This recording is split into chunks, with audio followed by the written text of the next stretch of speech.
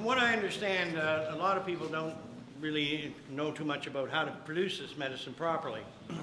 Now, the way, you see, I used to have a 5-gallon still at home, but of course the police took that away from me in 2005. Heyr allir hann aftast? Okay. Okay, sorry. But I used to have a still that I made the still myself. It was 5-gallon stainless steel still. And I used to, that way I could reclaim the solvents and reuse them again. And it worked marvelously. But there's been a lot of controversy about these solvents.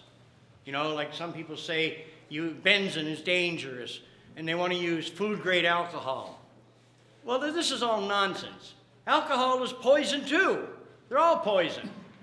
But actually, I've developed new methods now that we can produce this oil with no solvents whatsoever. It's a very simple method. I've discussed it with some of the activists here already. And I am planning to come back to Iceland in a couple months in the hope that we can get something underway here. But see, when the police took my still in 2005, I didn't know what to do then because I had so many people coming to me looking for the medicine. Well, I went to the Canadian Tire store in Amherst, and I was looking at all these different appliances, and then I looked at a rice cooker, and I picked it up, and I read the instructions. It said it had like a high and low setting because rice will burn easily. So I thought, you know, it's supposed to automatically, once the temperature in the rice cooker gets so high, it kicks itself onto the low heat setting. That way it cannot harm the oil. So I bought one, and I took it home, and I tried it. And sure enough, it worked.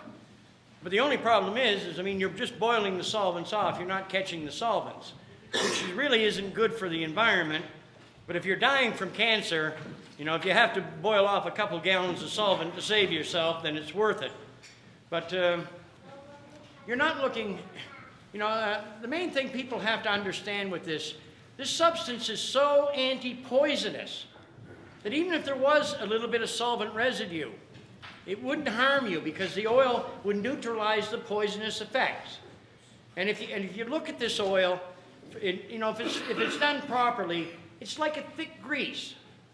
Now, I often get questions say, you know, well, what's the shelf life on this? And I always tell people, well, basically the shelf life is forever.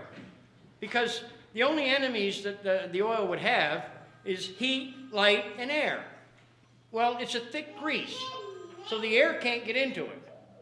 If you take this oil and you put it in like a glass bottle, a dark glass bottle with a tight top, or a stainless steel container, and if you put this like in your basement or in a cool, dark place, I think if you open that bottle up 100 years from now, it would still knock you on your ass.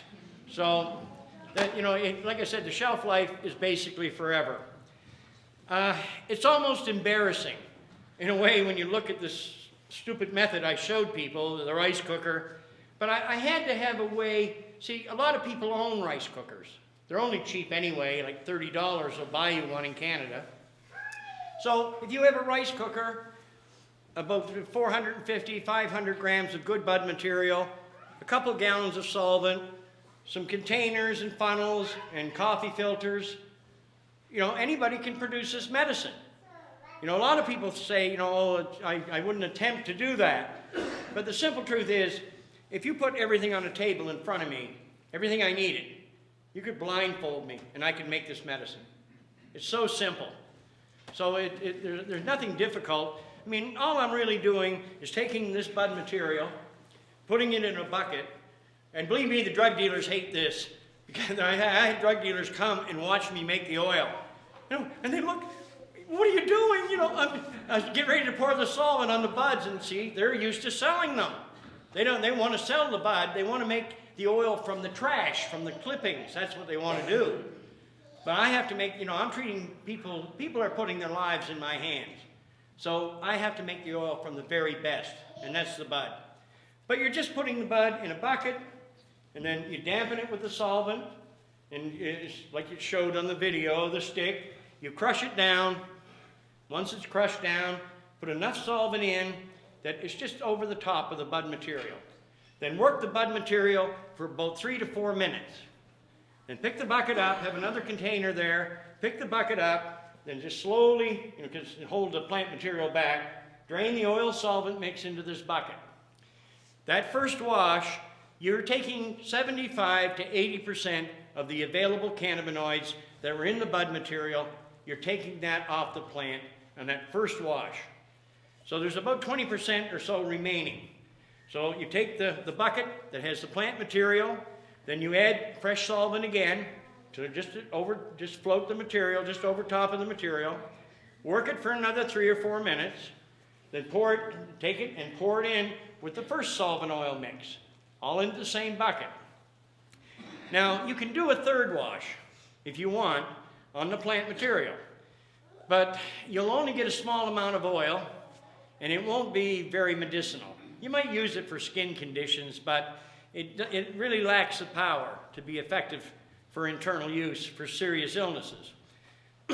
So once you have the first and second wash in a clean bucket, then all you're doing is taking things like water containers and then put funnels in them, put a large size coffee filters in the funnels, and then you're just pouring the oil solvent mix through the funnels. And if you look at this, see the solvent is always like clear like water. But with the cannabinoids now in the solvent, it turns the color of the solvent usually to a golden color. Or it might be maybe a darker, maybe a little bit greenish tinge to it. But that's the cannabinoids. So really at that point, once it's filtered off, then you just take the rice cooker, fill it, but don't fill it full. Fill it about 3/4 full. Leave enough room so it won't splash out. It gives it room to boil, but not splash over. And then you just turn the rice cooker onto the high heat setting, and then, like I said, always use a fan. Blow those fumes away, because if the fumes are heavier than air, and they can go down, and if they go down and they get up inside the vents of the rice cooker, it could cause a fire. But if you have a fan and you're in a well-ventilated area, you're blowing the fumes away, so that prevents any danger. And I've made oils thousands of times with rice cookers. I've never had a mishap. So it's safe. But, just be aware of what you're doing and follow the instructions. But, okay, what you do now, once it's boiling, the solvent comes off, it keeps boiling down, down, down, and then you take whatever solvent oil you have left and keep adding it, and until you've actually evaporated basically all the solvent off. And then when the solvent oil mix is coming down for the last time, when it gets down to a couple inches left in the bottom of the rice cooker, I add a few drops of water, 10, 12 drops of water. And what happens, the water disperses into tiny particles and it goes all through the solvent oil mix. And as it's coming down, it helps the solvents release off the oil. And then, when most of the solvent is gone, you'll start to hear a crackling noise. You can hear it, little crackling sounds. But that's nothing to be alarmed about. And once it goes through the crackling, you'll see still quite a bit of bubbling going on. But what happens then, you'll start noticing it looks like smoke coming off the rice cooker. It's not smoke. It's actually more or less steam from that water you put in. You see, each drop of water, when it turns to steam, it expands 1,700 times into steam. So all of these little particles, as they're expanding into steam, then they're coming up through the oil mix and they're washing it. Most of the solvent residues, it's taking it away. So once your rice cooker, it'll get to the point that it'll get warm enough that it'll kick itself onto low heat. So once it's on low heat, then I usually just set the rice cooker down for 5 minutes or so, let it cool down, and then I'll turn it on again to the high heat setting. I let it go up, and it heats up again, and then when it kicks off for the second time, very often you can take the oil is finished right there. Very often, a lot of the strains, you could literally take the syringes and fill the syringes right out of the rice cooker. But there are some strains that have natural terpenes. And a lot of people say that the terpenes are medicinal, but I can't say I agree with that. The only thing I've seen with the terpenes if you leave the terpenes in the oil, it makes the oil taste bad. You know, and a lot of the oils that I produced had very little taste to them. You know, I used to just put a dab on my finger, scrape it off my teeth, because it's like a thick grease, and then take a drink of cold water. And that hardens it up a little bit, and then just flip it off my teeth and swallow it like a pill. Very simple. But if you have an oil where it's still bubbling, you know, or there's still this activity there, usually what I do, you take the inside container, the inside pot under the rice cooker, and you pour the oil into a stainless steel measuring cup. And you can put it on a coffee warmer. And a coffee warmer will usually evaporate off any water or terpenes.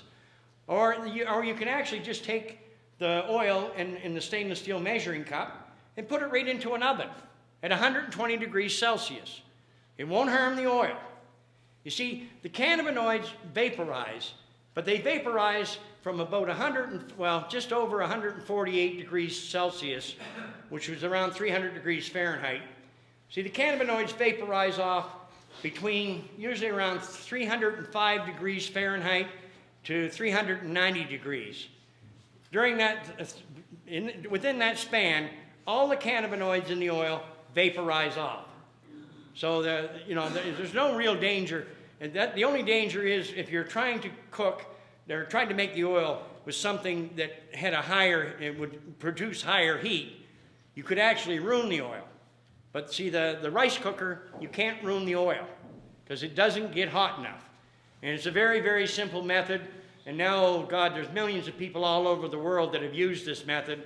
And, it's a simple way that each and every one of us can produce our own medicine. But in the future, I intend to actually, like I said, I know ways to produce this oil with no solvents at all. What we need is resin collectors, and then cleanse the resins, and then vaporize the resins. A giant vaporizer, heat the resins up, the resins vaporize, the cannabinoids come off the resins, and then they'll stick to the inside of the dome of the vaporizer. And if you built it right, and you put the dome on a little angle, as the cannabinoids built up inside, they stick to the inside of the dome, they would all start to run down to the lowest point. And those oils, if you had a little drain valve there, you could collect the oils, and this is what I now call super oils. I was blown away. Years ago, I bought a glass top vaporizer, and because I heard it was good for lung conditions, and it really is. So I started, using, but see, I was using these high quality oils, and I'd put a couple drops in the vaporizer, in the bowl, and, take a few puffs off it 3-4 times a week. And as time went on, the bottle on top started to turn yellow.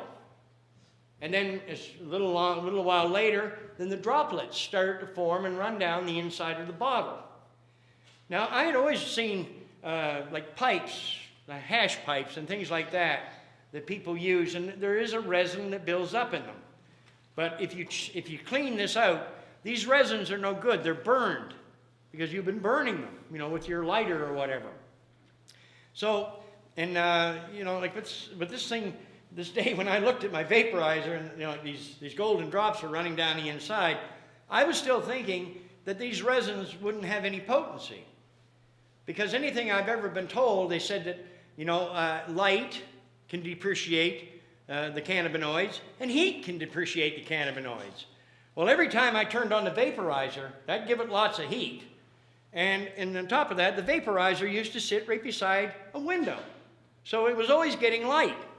So I just assumed that these resins would have no potency. So I went out one day and I took the bottle off the vaporizer, took a little bit of alcohol, heated it up, and then just wiped it out with my finger. And I walked over to the door, and opened the door like that, and I was just getting ready to throw it. And that's when it struck me. That hasn't been burned. So I went back in, and I just took what was in the bottle, and I poured it into the stainless steel measuring cup, and I put it on the coffee warmer, and about a half an hour later, the alcohol had evaporated off it. And what was left was this beautiful golden oil. You could see right through it, transparent, but it had this kind of a reddish tinge to it. So I went out and I put it I put it on just a little bit on a cigarette paper. And I put some tobacco with it. And I took 2 puffs off it. And I was looking for the Chesterfield. I mean, it just knocked me down. I couldn't believe how powerful it was. And I was used to this substance. So then a friend of mine came. And he's had a lot of experience with cannabis. Same thing with him. He said he'd never seen anything like it. But at the time, I was treating a patient with cancer on their nose. Now, if you've got like skin cancer, like what'll happen, like when you put the oil on, often people will report back that they feel these little tugging sensations in the area that's being treated. And what that is, you see, the cannabinoids are drawing the cancer to it, and it's killing the cancer. And that tugging effect you're feeling is caused from the healing. So I had this guy under treatment with the ordinary oils, which were curing cancer anyway, but I went in and I took this new oil in. And I said, I want you to try this oil. So we put this little dab of oil on his skin cancer, and he was a long-distance trucker. So anyway, he was going away, so within 10 minutes he left. So it was a few days later when he got back before I seen him. And I asked him, I said, did you see anything different with this new oil? And he looked at me and he said, oh my God, Rick, about an hour, he said, after you put that oil on there, he said, I was driving down, driving down the road, and he said, it was just like somebody had my nose with a pair of pliers. The tugging, and as soon as he said it, I went, good, because that told me then it was killing the cancer that much quicker. These oils, if you collect the oils this way, and this is the way I would like to do it in the future, if we collect the oils in this manner, I think that these oils are at least 3 times, maybe 4 to 5 times stronger and more medicinal than even the best oils you can produce with a rice cooker. So this is the way of the future. And it takes all these arguments away, about the solvents and things of that nature. There's nothing to be concerned about here, folks. This is what I love about this medicine. I think doctors really want to heal their patients. And if we could produce these different types of oils, have them test these oils on patients right in the hospital. And then we can determine very quickly which oils work the best for what conditions. And then a very good friend of mine, Dr. Hanush, has already told me that he would be happy to work with me in the future to perfect this medicine, bring it up to its highest medicinal levels. And all we have to do is determine what cannabinoid levels are required to treat each and every illness the most effectively. And believe me, Lemire Hanush is the man to do it. So this is the direction I'd like to see us go with this. Now, let's get down to some questions.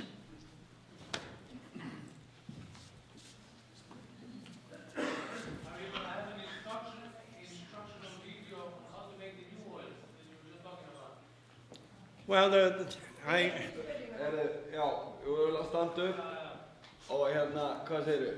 I was thinking about the ones that you were just talking about, the new ones. Mm-hmm. Do you have like an instructional video how to make it?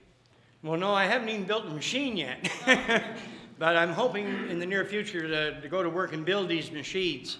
What I would like to do, I'd like to produce a resin collector, about a 3-gallon still, and what I call like a giant-sized vaporizer. But you see, like when you go out to buy a distilling device to distill off solvents, it has to be specially designed.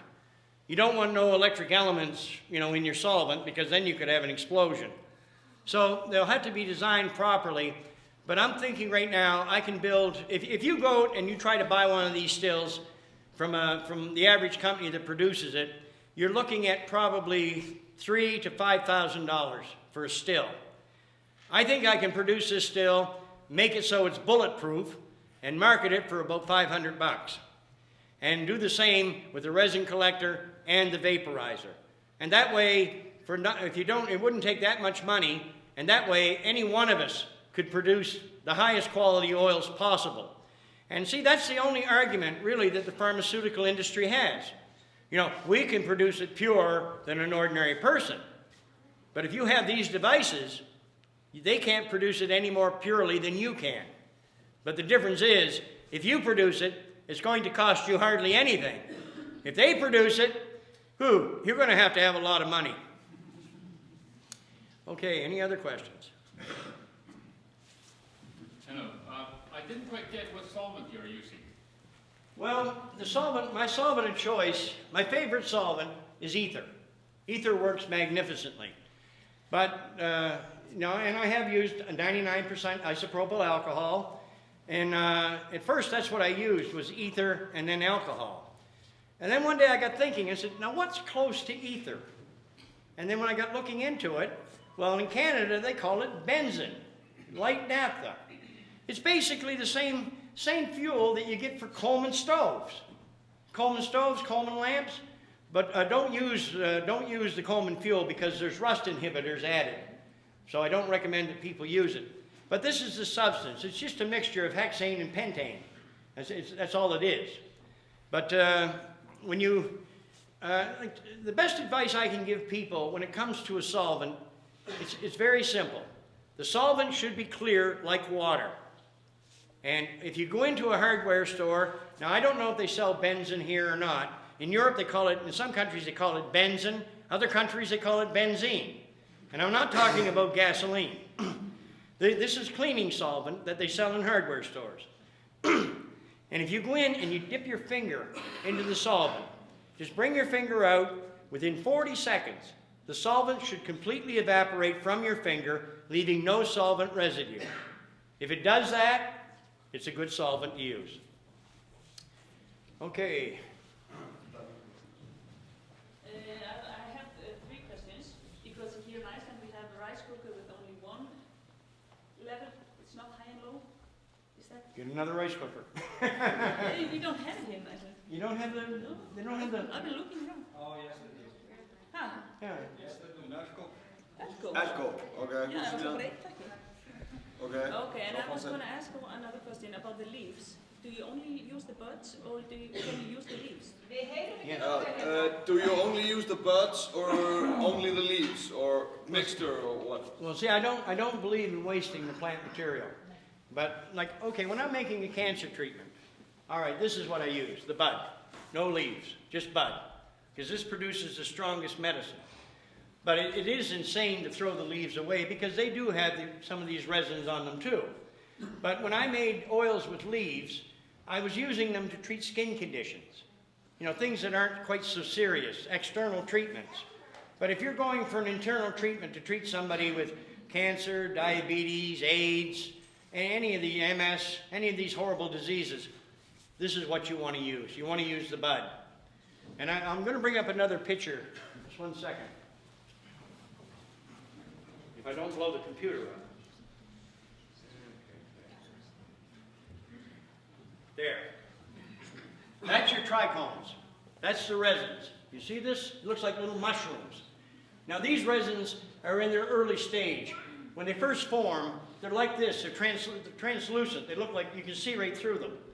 Then as it matures, they go opaque, like a white color. You can't see through them any longer. And that's usually when they turn opaque. That's when I start looking at harvesting. Because if you leave it, then they'll start to turn amber. And when they turn amber, that means they're oxidizing. And that means they're losing potency.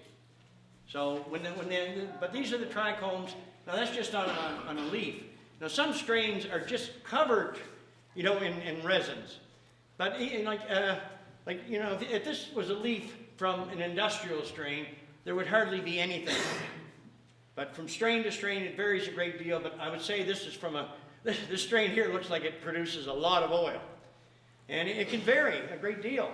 I mean, I've seen kilos produce 180, 190 grams of high-grade oil. 3 cancer treatments off 1 kilo of bud. So it's like I said, if we could grow this freely again, the way we should be allowed to, there'd be no crime anymore in this. You know, it's just cannabis. And you'd be able to buy a pound or a kilo of good cannabis bud for $10 if it was grown as a farm crop the way it should. And I do prefer to work with crops that are grown in a greenhouse or outdoors. Now, you can indoor grows. I've cured cancer with indoor material from indoor grows, and it worked. But the strongest cannabis I've ever seen was grown outdoors. It has more, I don't know, more potency to it. So, Would but you, it's a very simple thing. sorry, would you then rather use the leaves for kids than the bud? Like I have a son that is ADHD, Yeah. and I'm thinking that might work for him. But would you then rather use the leaves? Well, any condition where you're going to ingest the oil, I prefer to use the high quality. It's really more, if you're worried about your child, you know, start them off with little minuscule doses. Something you can hardly see, just a little bit. And then, you know, every 3 or 4 days, just give them a little bit more, and then you'll start seeing results. And like I said, when you look at this ADHD thing is nonsense anyway. I mean, when we went to school, they called it an overactive child. You know, today, the school teacher diagnoses it. And then you go to the doctor, and then the doctor starts filling your children full of Ritalin. Well, we don't know what effect those chemicals are going to have in that child later on. But I do know what effect the oil is going to have. The oil is going to protect the child. And this is what I say. Every man, woman, and child on this planet should be ingesting small doses of this oil every day just to protect their bodies and stay in a state of good health. And it also would make it so diseases like cancer, multiple sclerosis, diabetes, these diseases, you could make it so these diseases would not occur. Preventative medicine. And this is what this plant can do for us. Excuse me, yes, there was one question earlier. How do you determine the potency of the oil? How do you see how strong it is? Well, in my case, I've had a lot of experience. See, with me, like, a lot of people bring oils to me. And what I do is the old cigarette test. Put some oil on a cigarette paper, add some tobacco, and when I start to smoke it, within 2 puffs, I should be choking and gagging. It makes your eyes run, your nose run. It's an expectorant. It makes you cough up all that garbage in your lungs. And actually, they've done autopsies on people that were cannabis-only smokers. You know what they found? Their lungs are inside, when they did the autopsy, their lungs were cleaner than people that didn't smoke at all. Because it makes you cough up that stuff. It's a good thing. Yes? What do you think of Bernard's pruning method of making your oil? What's that? Again? What do you think of Bernard's pruning methods? The Dutch, he was the founder of Manuelo Coffee Shop. He makes it with Well, oil. I think I met him. It was some kind of a green runny oil that he had that I seen, and that didn't impress me at all. I wouldn't even take a substance like that. You know, I mean, there's thousands of people all over the planet now. They're all saying, we're producing the Rick Simpson oil. No, he didn't say that. He's not saying it? He didn't say he was producing the Rick Simpson oil. He specifically said that he was making his own version, but he basically just diluted it with olive oil. So it was, he could put it in a dropper. Okay, let's take olive oil. Now, all right. Now, what happens with terminal cancer patients, I want to get them up to the point where they're ingesting 1 gram or 1 milliliter every 24 hours. 1/3 of a mil every 8 hours. All right, now, if you take that bud material and you put it in a bucket and in a container, and then you put olive oil in it, that will extract the cannabinoids off into the olive oil. But you're going to have 10 times as much olive oil as you have, because there's only a small amount coming off the plant material. So most of what you're going to have is olive oil, although it will have the cannabinoids in it. Now, if you're going to take 1 gram every 24 hours, and it's only 1 part, or like the other nine parts of this treatment is olive oil, you start ingesting that, what do you think is going to happen? Think you might be spending some time in the bathroom? I want the pure oil. These other methods, they make all kinds of claims, but I have yet to find anyone. They've tested my oils, even when made by with the rice cooker. I've never seen anybody's test results that showed that they were producing higher grade or more medicinal oils than you could produce with a rice cooker. And I think most of these guys better wise up. You know, if you want to water an oil back with olive oil and use it for something on your skin, fine. But produce the oil in its purest medicinal form first. Then take a given amount and then add your olive oil and rub it into your skin. That's fine. But I don't believe in olive oil extractions. I really don't. What about coconut oil? Same thing. Same thing, brother. Although the coconut oil, well, see, you can ingest the oil by mouth, or you can use it in suppositories. And I suggest the same dosage you were taking by mouth. You can also do the other end. But see, if you come to me and if you had prostate cancer or bowel cancer, I would suggest that you use the suppository, because I like to get the oil as close as I possibly can to the problem. But now, if you have stomach cancer or liver cancer, then I want you ingesting the oil by mouth, because see, if you use it in suppository form, the cannabinoids go directly into the bloodstream and bypass the liver. But when you take it by mouth, it's funneled through the liver first.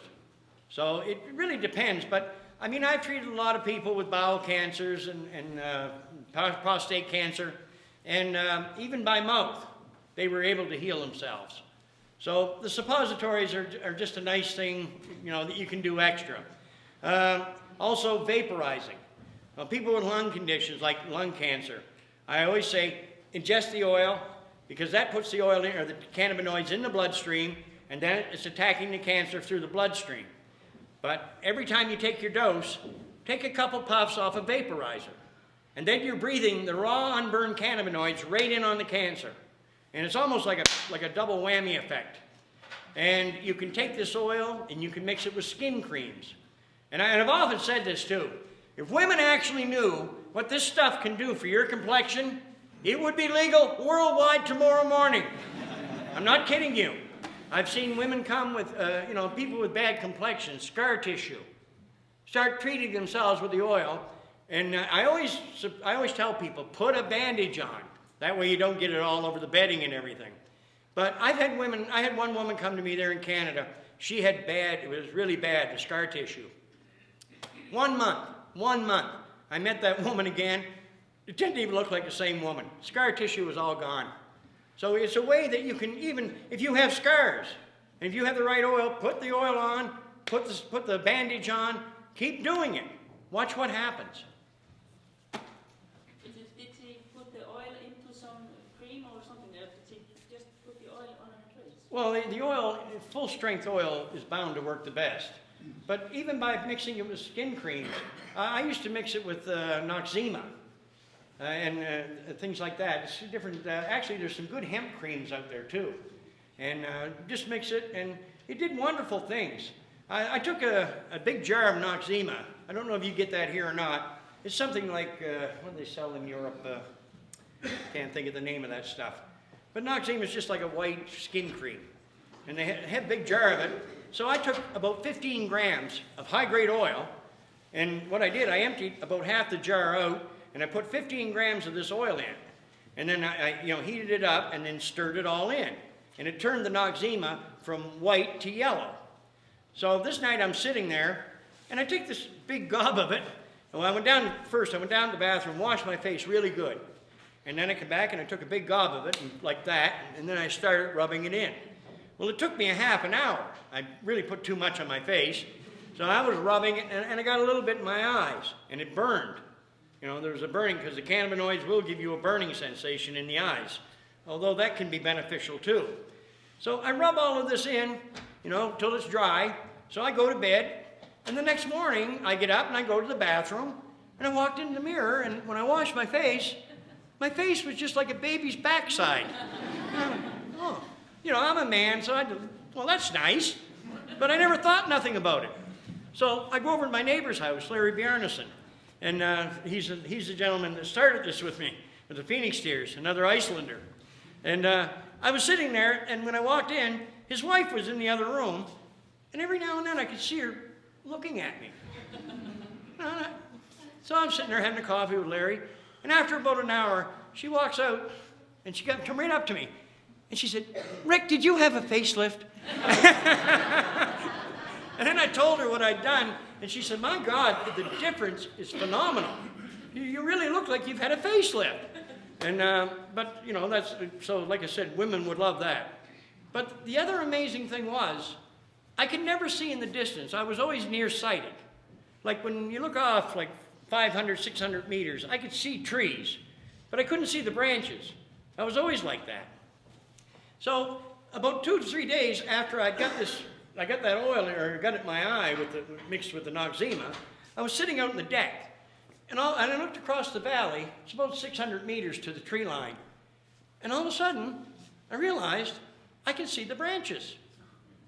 I don't know exactly what that oil did, but it improved my vision. And we've had many people that have taken the oil, like for treating cancer. They had to go in and get their glasses changed because now their eyesight had improved. There's nothing better for your eyesight. Macular degeneration, as we age, we start getting these things they call floaters, like little black dots. They're very irritating. I used to have them when I was in my late 40s. But after I got on that oil, I haven't had a floater since. So it's the best thing you can do for your eyes. It's the best thing you can do for your body.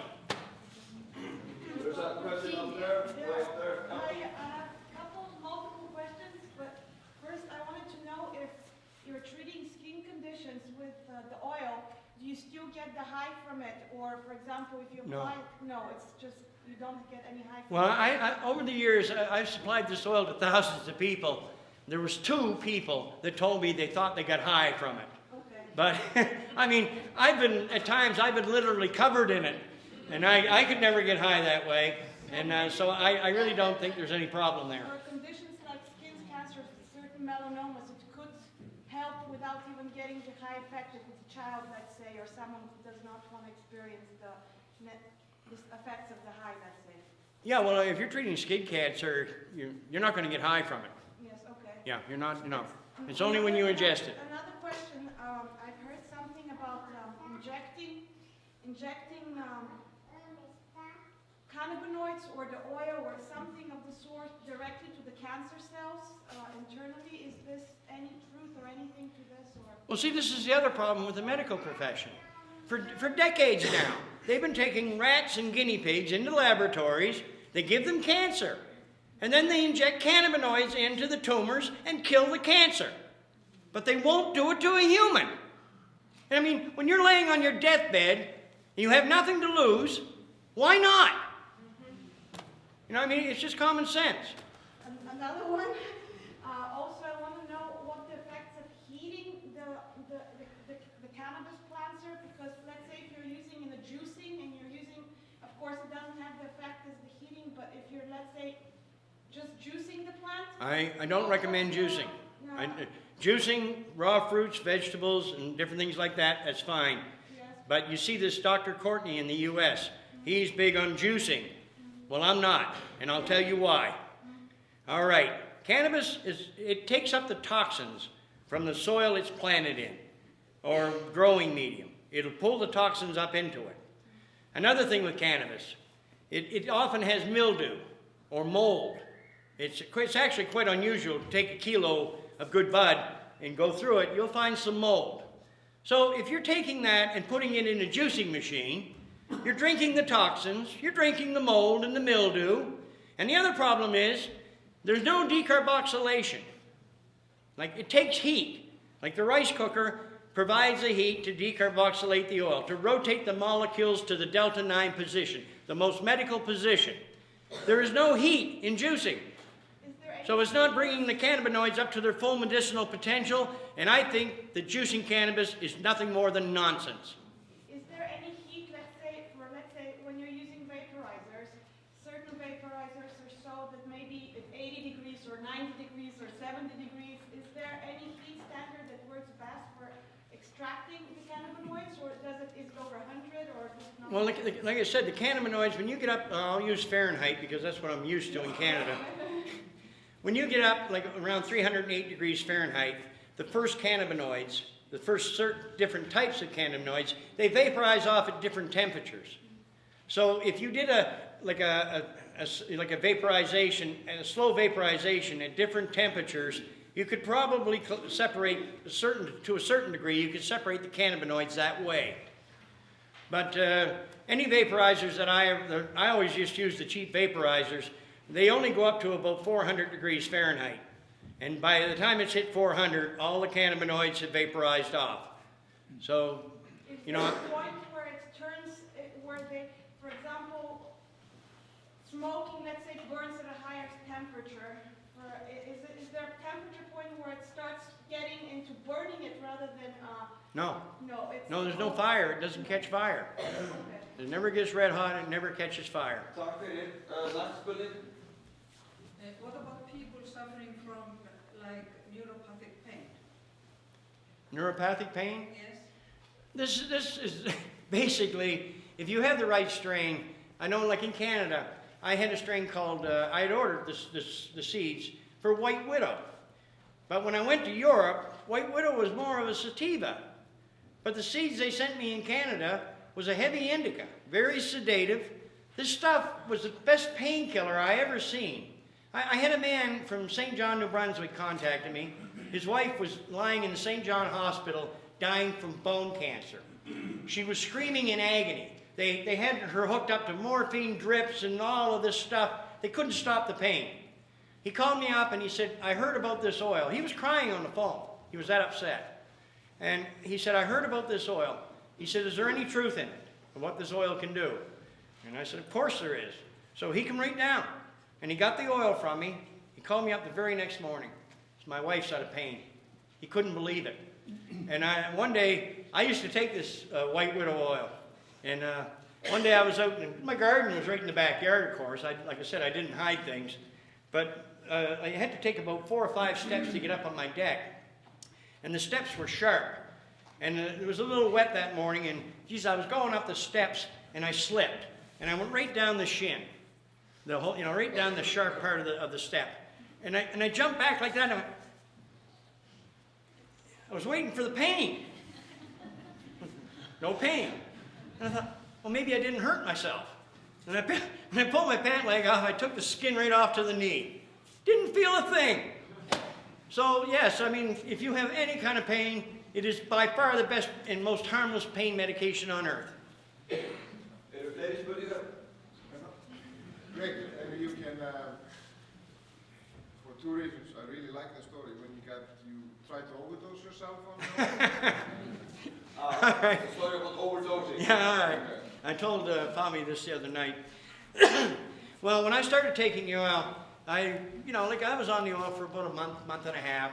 And then one night, I was taking about 1/3 of a gram at night before I went to bed, and I was sleeping like a baby, and I thought, this is great. And I was feeling better and better. But one night I thought, what would happen if I took more?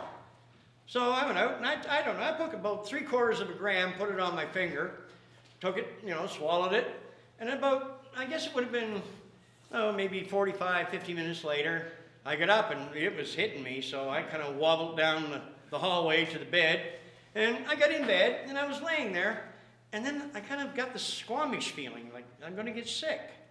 So I'm laying there, and I thought, I got to get up and go to the bathroom. So I went to move, and I was laying there like this, and when I went to move, I couldn't move. And I looked down at my finger, and I said, move your finger. My finger wouldn't move. And I went, oh my God, what did I do to myself? So, of course, I've got a pretty good temper anyway. And after about 30 seconds, I was laying there, and I said, get out of this bed, you damn fool. And as soon as I did that, I could move again. It was like mind over matter, but it is so deeply relaxing, it literally made me feel like I was paralyzed. And, but I went to the bathroom. I didn't get sick. I came back after a few minutes, went to bed, had a great sleep. And even to this day, if I have the oil, once or twice a month, I like to overdose. Have you ever heard of anyone overdosing of cannabis? Oh yeah, you hear it all the time. There was a lady, I had to laugh, there was a young fella contacted me one day in Canada, and he asked, his mother had lung cancer. So I told him how to make the oil right over the phone, told him how to dose her, and all of a sudden, it was about 5 days later, or 4 or 5 days, I get this call from this woman, and when I picked up the phone, she was screaming at me so loud I had to hold the phone up like this. And I was, calm down, lady, slow down. And finally, like, okay. And I said, what's wrong? And then she said, well, I took a dose of your oil 3 days ago, and I'm just coming down now.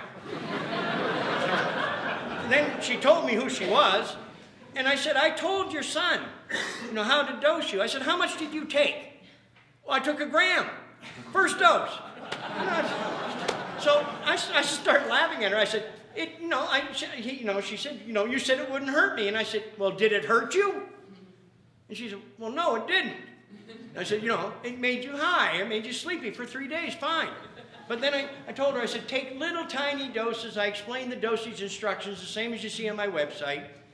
6 weeks later, I get this call from her. Mr. Simpson, I want to apologize to you. I did what you said. I've been increasing my doses. And you know what? I like taking this stuff. I even had a doctor in Ecuador. He took 5 grams, 5 milliliters of oil, first dose, because he wanted to be sure it wouldn't harm his patients. He told me, he said, I couldn't get off the Chesterfield for 3 days. But once he got up, he realized, not harmed. Now he's treating cancer patients in Ecuador. So you've never heard of anybody overdosing to kill themselves with cannabis? Oh, no, you can't do that. I just want to make that It's clear. impossible. This is a thing I always say to people. If I had, well, that's a Pepsi bottle, but if I had a cup and it was full of this oil, and I took a spoon and I started eating it, I ate all the oil in that cup. Now there's no question, I'd sleep for a while. It'll do that for you. But when you come out of it, you're not hurt. You're not harmed. Actually, you're probably healthier. Now take that same cup, fill it full of aspirin, take a spoon, see how far you get with that. Thousands of people die from aspirin every year on this planet, but most people don't realize it. Glaucoma? Best treatment you can get. Does it treat the You're just ingesting the oil for the glaucoma. Yeah. Glaucoma, then the eyes have the nerves have been damaged. Mhm. Not go away. The eyesight improves. The gentleman you see in Run from the Cure, his name is Cecil Hoyg. Cecil had glaucoma. His ocular pressure in one eye was 32, the other one was 31. The last time I talked to Cecil Hoyg, his ocular pressure, I think, was 13 in one eye and 14 in the other. And he told me himself, he was on the verge of losing his driver's license, because that's what they do. Once you go so far, then they declare you blind. So they were going to take his driver's license. He went up to the eye doctors. They checked him with the ocular pressure reduced. They told him he didn't have to come back for any more tests, stay away. And Cecil told me himself, he said, like sometimes on TV they'll have subtitles. He said, I can read the subtitles now. He couldn't do that before. So like I said, there's nothing better for the eyes, dear. Nothing better. Spurningar aftast. I want to know how you treat autistic children. Do you treat them for an X period of time, or do they have to take the oil every day for the rest of their life? No, it's not like that. I think it's a good idea if they do, though, to keep them in a state of good health. But like autism is caused from the toxins in these vaccines. So when you take the oil, it's taking the toxins away, and then it allows the child to go back to normal. If the child does not want to take oil after that, the child still remains normal. But like I said, it's a good idea that the child continue to ingest these doses to protect them. Oh my God. Spurningar, já. Do you make oil with dry or wet bud? Dry. Always dry. The drier the better. Do you know how many people were cured until now from the oil? How many people cured? There's no possible way to tell you that. I get emails all the time from people all over the world. Like I read your information 2 years ago, I made the oil, I treated my loved one, and they're cancer-free. So I would, like a lot of the time I deal with cancer, but I think by now that we're talking about millions and millions of people worldwide that have used this oil successfully. But I always tell people, don't purchase your oil from other people. Produce it yourself, and then you're sure that you have the real thing. Because so many people are just trying to sell trash, and using my name, and I don't like it. Yes. You would work on Alzheimer's? Alzheimer's. Alzheimer's. Same thing. One of the first Alzheimer's patients I had anything to do with was a man in California. And his daughter contacted me, and he was 82 years old, and he was into real estate. So the Alzheimer's got so bad he couldn't do anything. Within 3 weeks, he was out selling real estate again. And her son, he had this pigmentosa. And of course, according to the medical system, that's incurable. In 2 weeks, that was gone too. So very effective treatment for Alzheimer's. Ja, tycker jag... Vill du nästa? Ja, okej. I would like to ask you, do you know if the oil helps to cure Crohn's disease? Crohn's, disease. yes. If you go on the internet, Shauna Banda. If you want, actually, if you want proof of what I'm saying, go on YouTube. There's so many people out there now that are putting out video testimonials. But Shauna Banda was basically on her deathbed. She was dying from Crohn's. In some of the videos, she shows the operations that they had performed. And she started ingesting the oil. No time, she was back to a state of good health. It's the most effective treatment there is for that condition. Okej, gärna. Do you think that sativa would work for like mental disease or depression or something? I think sativas could give you a mental disease because of the. Well, what happened? There was a gentleman in Croatia, and I made some arrangements, and we got some good indica oil for him. He had serious cancer that had masticed, and he only took 15. The first month he took 15 grams of the oil, and when they went in and checked him, cancer was 80% gone. But he told me that he could get the oil from somebody else because I had no way of getting it. So he said he'd pick the oil up from somebody else. So a few weeks go by and I never heard nothing from him. So we called him. And I said, you know, where are you at? And he was in a mental institution. And I said, what happened?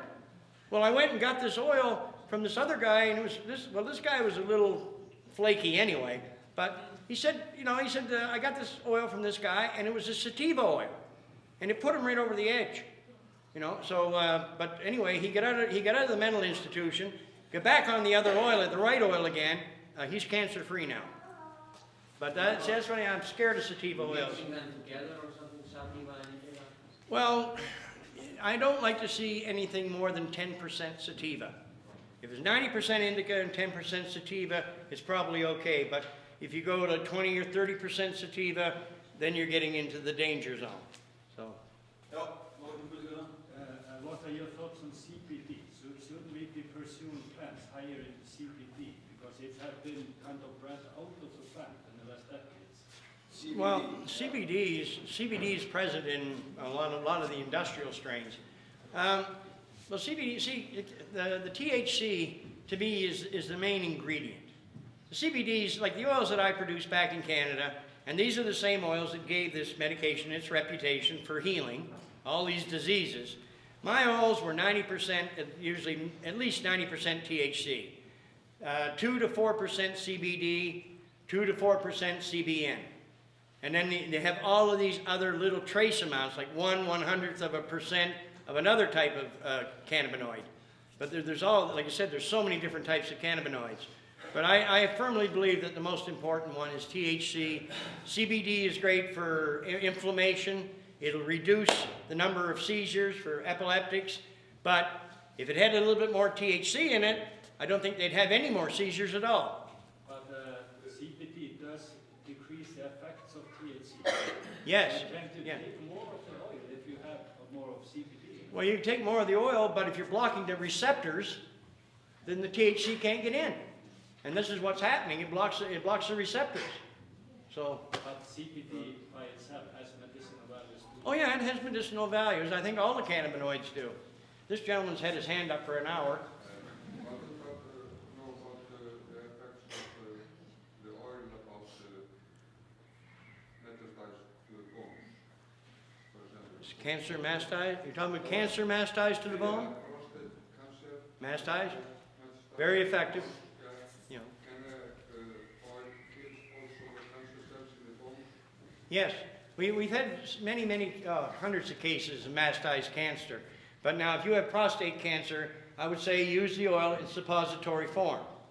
But just to give you an example, a young fellow contacted me here quite a few years ago. His mother had small cell lung cancer that had masticed to her brain, to her liver, and it had gone in around her heart. Both lungs full of cancer. Doctors didn't even offer her treatment. Just go home and die, nothing we can do for you. He got her on the oil. In 3 months, everything was gone. Both lungs were free, completely free. Liver, brain cancer, all of it was gone. And another thing I tell people, and I'm a smoker, of course, I never, even if I'm treating you with lung cancer and if I have the oil, I don't tell you to stop smoking. I've had patients smoke all the way through the treatment. It didn't make a damn bit of difference. They still were cured.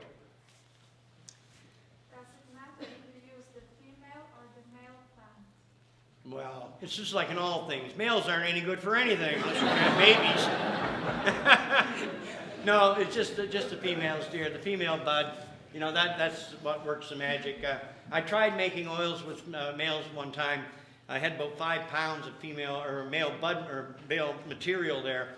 And there is cannabinoids in the males, but very little. But the other problem with males is there's also the pollen. And the pollen tastes terrible.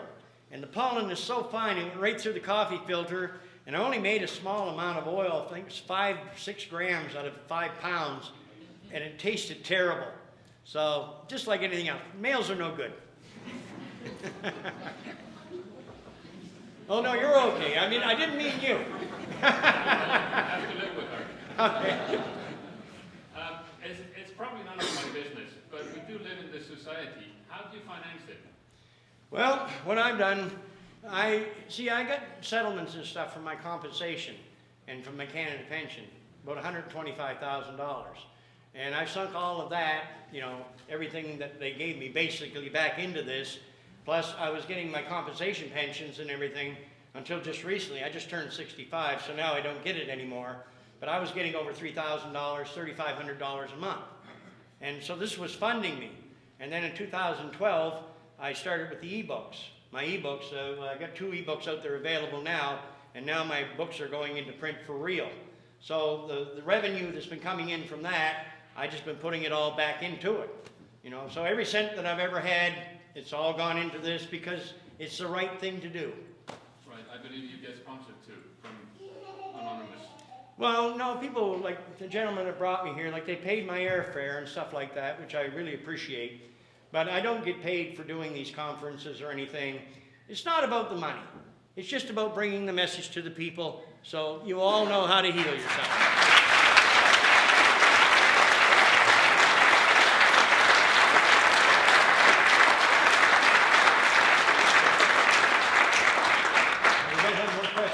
There was more hands, I believe. Yeah, there. How about blood clots? What's that? Blood clots. Blood clots. Blood clots. Brains. Blood clots. Blood? Blood clots. Brain clots. I'm just not hearing it. Blood clots. Oh, blood clots. Well, a friend of mine, actually a guy that's in Run from the Cure, Eric Duncan, he had a blood clot down his lower leg, and he used to have to wear a brace because it did all this damage. After he got on the oil, he threw the brace away, and now he can walk just about as good as anybody else can. So it undoes the damage from the blood clot. But all of this stuff you hear about cholesterol, you know, make sure you take your Lipitor, that's just another racket. If you want your cholesterol to go back to normal, take some of this oil. And I think that the oil actually could have a pretty good effect. I can't say for sure, but I think the oil could possibly dissolve blood clots too. Hemorrhoids? Hemorrhoids? Oh, hemorrhoids. Hemorrhoids are nothing but a joke when it comes to this oil. If you got good oil and you have hemorrhoids, you probably won't have them the next day. I was telling some people, a group here the other night about this guy in Canada. He had this thing on his nose, and he was dead against me. You know, he thought I was like some kind of witch doctor. So anyway, he went to a friend of mine, and my friend, he had some oil, so he gave it to him, and he put it on his nose, and it took this thing away from his nose. 2 weeks, it was gone. So about a month later, bang, bang, bang on my door, and he walks in, and he comes in like that, and he said, "What would this do for hemorrhoids?" That's a golden opportunity, you know. And what would this do for hemorrhoids? I said, "Well, just put some on your finger." And I said, "Do I have to tell you where to shove it?" I met him a few weeks later in Amherst in the parking lot. He walked up to me, and he was like this, "One time, one treatment. I was bleeding from the ass for 20 years. It's gone, just once." He was amazed. Are there anyone who has not get cured by this treatment? It does happen. I mean, even in people that have been badly damaged with chemo and radiation, if they take the treatment properly, in about 80% we can save. But I think we can even get that higher once we get this medicine perfected a bit better. But I did run into 1 or 2 cases in Europe, in countries where they use that depleted uranium, which is supposed to be a crime against humanity according to the United Nations, but the United States and countries like that don't hesitate to use this stuff. And this pollutes the environment forever. And I did run one man particularly, we put really good oil into him, and he did live a lot longer than expected, but we couldn't save him. And I think he was exposed to this depleted uranium. So it's you know, there's no guarantees with anything. But what I can tell you, there's no cancer treatment on this planet that has anywhere near the batting average that this substance does. If you have no chemo, no radiation, it's way up over 90%. I know it. Now over 95% can be saved.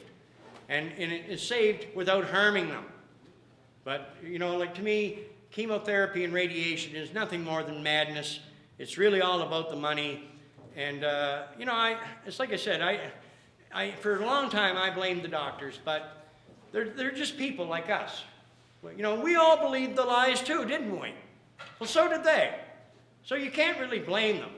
But today, you know, it was the governments years ago, it was the corruption of governments years ago that outlawed the use of this plant. But governments of today, it's their responsibility.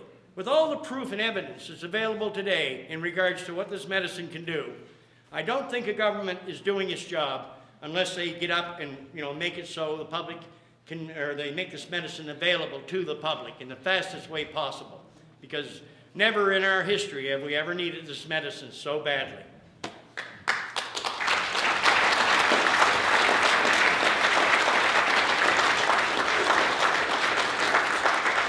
We have only a few more minutes before we have to, við höfum bara nokkra mínútur áður en við höfum tæma salinn sko, við höfum hann bara til 4, en við getum tekið örfáar spurningar í viðbót, þú með eina hérna. Yeah. What about you said 10% of people get addicted? So they're just the portion of the people, of the whole people as a whole, Get addicted. who get addicted Og to let's put any in drugs or addiction. alcohol, who Okay. have addiction. What do you recommend for them? Same thing, the oil. Like I said, you know, we treat a lot of cancer patients that are taking like hydromorphine and things like that. Usually in 2 weeks, we can take them off hydromorphine. Do you know how hard that substance is to get off? If you don't have the oil, you go through withdrawal, you go through a horror story. But we're taking people off these horrible addictive substances in no time. And this is what I want to see happen in the future here, because we've got a drug-addicted society. Everybody running around popping their pills, half of them don't even know they're addicted to this trash. But here's a simple medication that they can take that will take them off these medications. And, you know, these horrible things like OxyContin and different ones like that, they're ruining people's lives. They do kill pain, but you're addicted to them. Take a substance that'll make it so you don't need the OxyContin anymore, that this substance will replace the use of the OxyContin harmlessly. And on top of that, it's protecting you from all these other horrible diseases. This is the road. This is a gateway drug. But it's not the gateway they told us. They told us it was, you smoke a joint, next week you'll be shooting heroin. That's nonsense. It's a gateway back. We can save our own society. We can make these people productive citizens again. And I think that's what we want. Yep. Have you ever had anybody with ALS take the oil? Yeah. We've had good results with some people with ALS, but again, it goes back to having the freedom to do the research to determine what strains work the very best for ALS. But ALS, we've had very good reports from people that are using it for the treatment of ALS. Can you take the oil along with chemotherapy? Well, yeah, I get these questions all the time. You know, can I take the oil with my chemo? Well, yeah, you can do that, and you'll have a better chance of surviving. But why are you taking the chemo? You've already got your cure. The chemo's not going to help you. There's a good chance it's going to kill you. So I think any rational thinker, I mean, look at it this way. I'm a doctor. All right, you people all have terminal cancer. Now what am I going to do to help you? I'm going to give you a cancer-causing treatment to save you. Does that make sense? A cancer-causing treatment? carcinogenic treatments. It's all insanity. You know, and it's like I said, I understand we were all brainwashed into believing it too, but when you say the words, a cancer-causing treatment to treat cancer, that's lunacy. Use the oil. That's the answer. Neurofibromatosis, NF8, NF2. Neurofibromatosis, it's genetically causes cancer or tumors in people. Neurofibromatosis, no. I'm not used to that medical term, but anything to do with tumors, dear, this is definitely the best treatment. I just don't know of any cancer. I don't know of any disease. I've challenged the medical system so many times when I do these lectures, and I've said this openly, over and over again. If the pharmaceutical industry has anything that works better in the treatment of any disease, show it to me. They never have. So, it's like when you have the oil, you have your own medical system. You basically become your own doctor. You know, because you start to understand your body and how simple healing really is.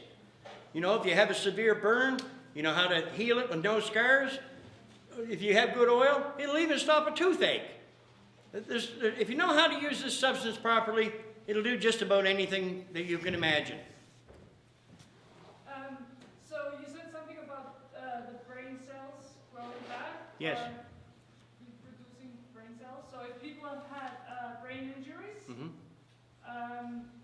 how is that, I mean, does that help to rebuild the brain? Well, yes. You know, I mean, like you drink alcohol, well, alcohol kills brain cells. And so do a lot of these chemicals and poisons that doctors give us. But, like I said, the cannabis does no harm, and it has been scientifically proven that actually you can grow new brain cells in the hippocampus, so definitely it's repairing damage. Have you visited any MND patients? MND?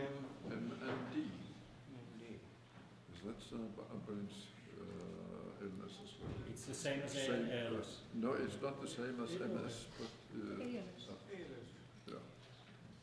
I don't recall ever treating that, but if it's similar Is to that the MS, same as ALS? I think it's the same as ALS. Maybe, yeah. ALS, I think it's the same. I don't recall ever treating someone with that condition, but I mean, judging by the effects I've seen it have in all these other diseases, I would certainly try it. Rick, can you tell us again about the children in Jamaica? Yeah, the children in Jamaica.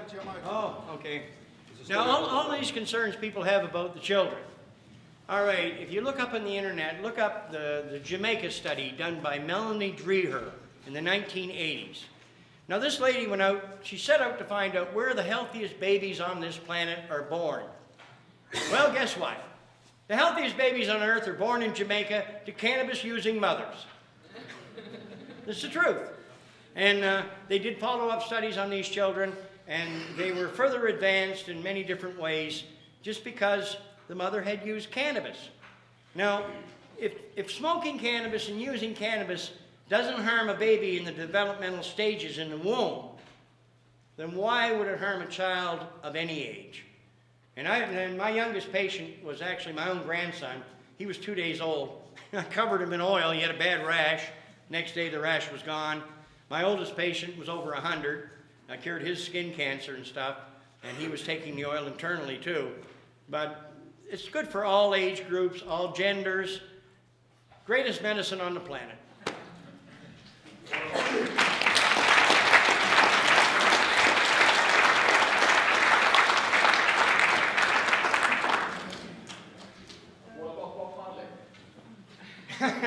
Well, Bob Marley didn't take it right. He smoked it. What about if someone tried the oil and it affects his short-term memory?